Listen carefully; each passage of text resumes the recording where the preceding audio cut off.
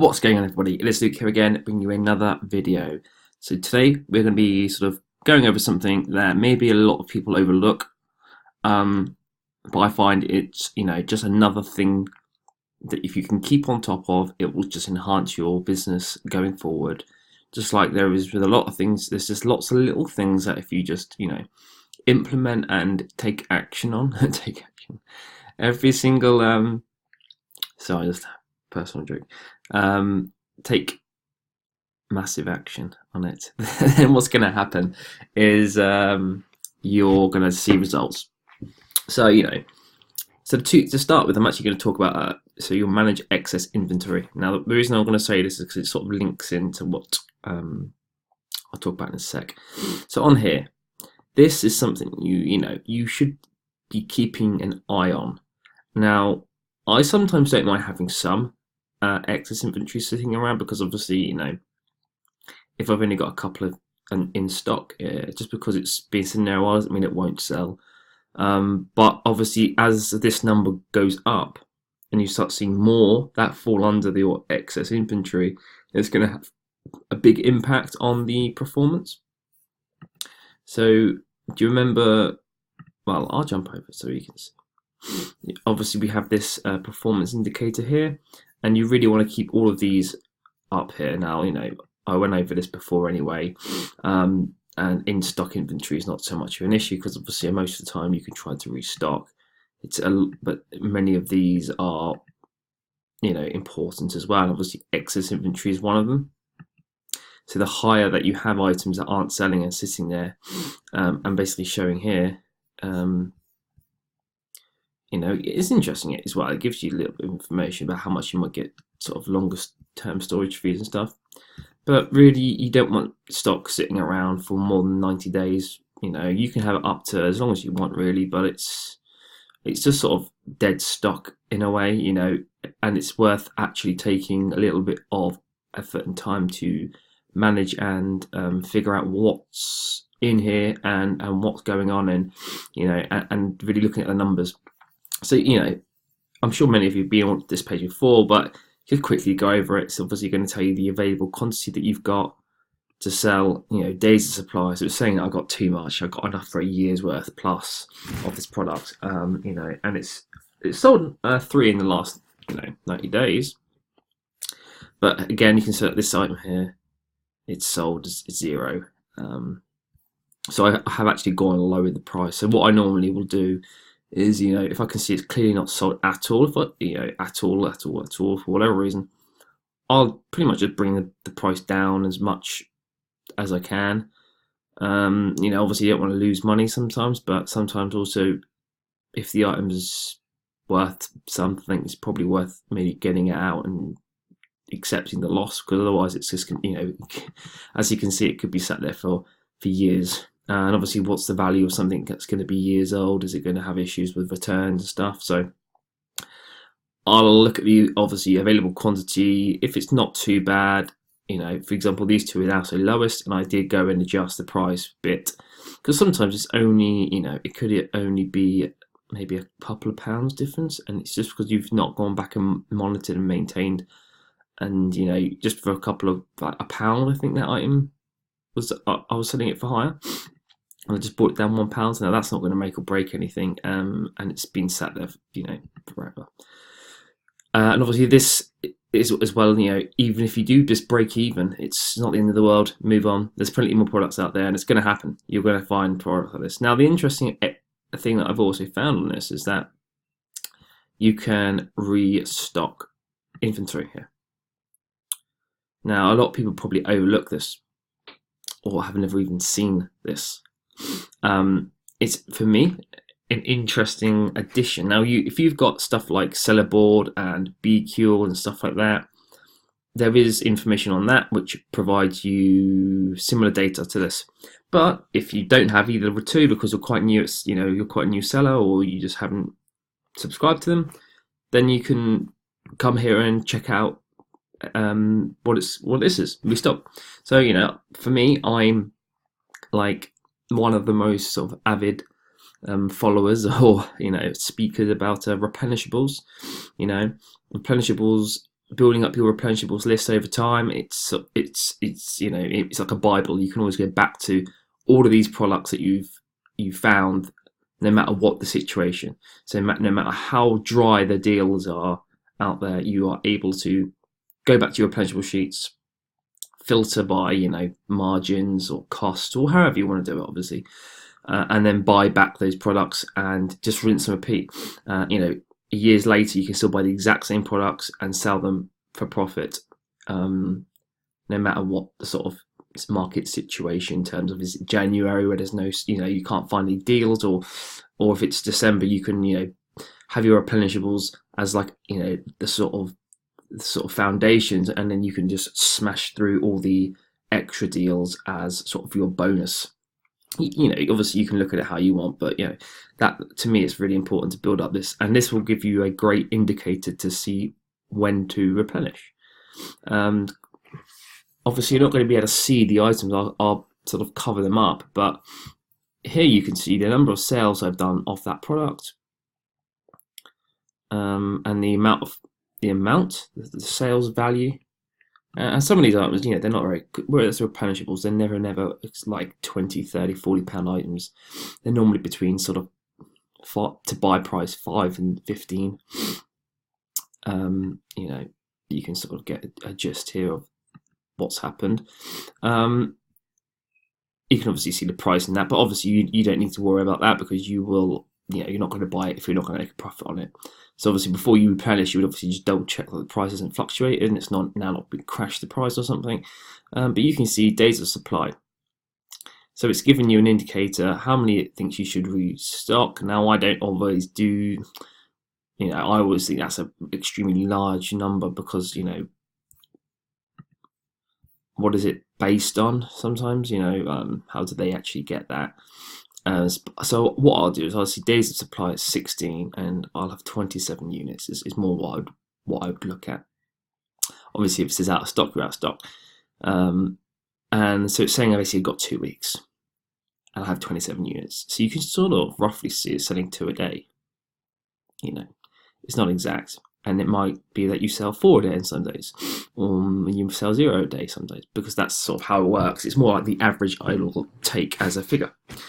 And I will then use this data to replenish as early as possible, so that I will never run out of stock and never be left with 0.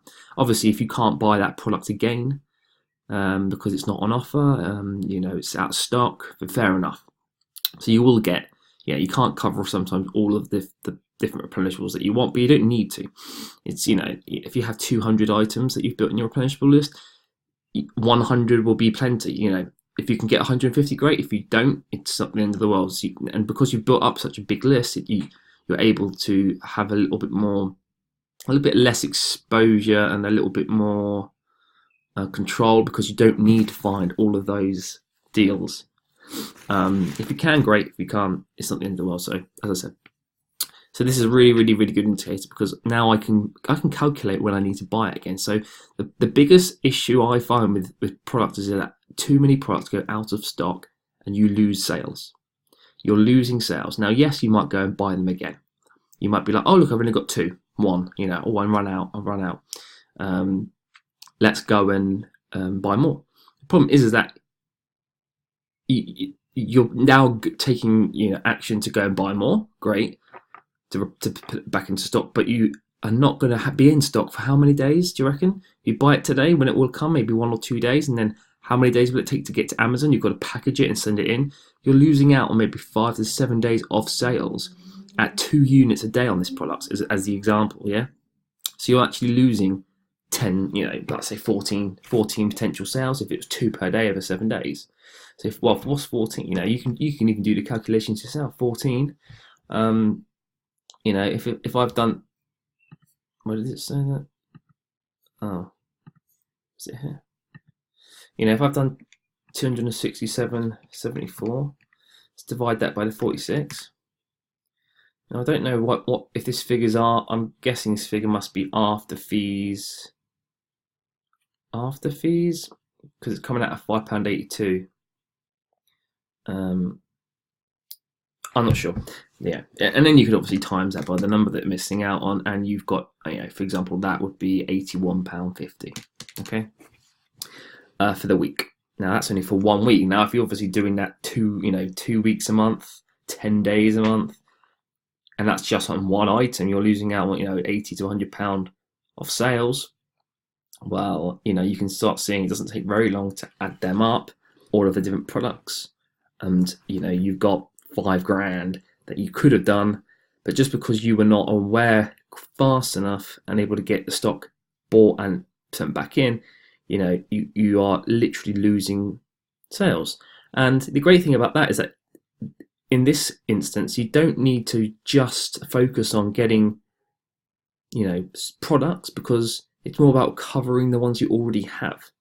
What I mean by that is that a lot of people think, I need to find as many deals as I can and buy as many deals as I can, which is obviously the sort of basis for the whole business. But just by covering what you've already got, you can double your sales. People think, oh, I need to keep buying new deals. I can't find any deals. Oh, my sales are going to drop. But sometimes it's not about that. You actually need to just look elsewhere and realize that you can make improve and make extra sales and make more money by doing other things that maybe aren't as clear cut as just going and finding the best deals that you can. Where are they? Why aren't Argos doing 3 for 2? Or my sourcing software isn't finding me any products. I'm sort of dwelling a little bit on that, when you can find you can just go and sort of attack it in a different way and cover and improve your business. So another tactic I might do is I might say, well, I don't really want to, if I've only got 16 days of supply and it's going to take me 7 days to get it in, let's say, so I have to act in the next 7 days to make sure I'm not out of stock. Well, I don't really want to be too close. I don't want to find that in the next 4 days I do 10 units and you're like, oh, or 15 units, like, as in, this is just an average, but it doesn't mean that's going to be the exact figure that actually happens. And then you've got the the dreaded, like, oh, well, why is my box booking in at Amazon? Sometimes it does take up to 2 weeks, sometimes it's 1 day. So there are other variables. So I might look at this and be like, well, it's telling me to reorder 105. Obviously, I'm not going to look at that. Fine. It's telling me that I'm doing about 2 sales a day. So I'm instead not going to just buy 30 products, 30 units for 2 weeks. I might make a decision, or an educated decision, to say I'm actually going to double that. I'm going to send in 1 month, not 2. Instead of 2 weeks, I'm going to send in 4 weeks or 1 month, so that I'm just being a little bit, I'm overstocking by a bit, yes, but I'm also potentially covering lost sales that will happen because of something outside of my control. Yeah, either the shipment doesn't come, maybe you're not in when the delivery comes and they leave a slip, all these little things. Maybe you're UPS don't come that day and pick up the boxes. Just these things have happened and can happen. So I will overestimate or overpurchase these products. So I think I've already restocked this today, sent it in. I think I sent in 40. Just because obviously I don't know if it's going to be on deal again, when I actually go back. I also am going away for a bit to Sweden.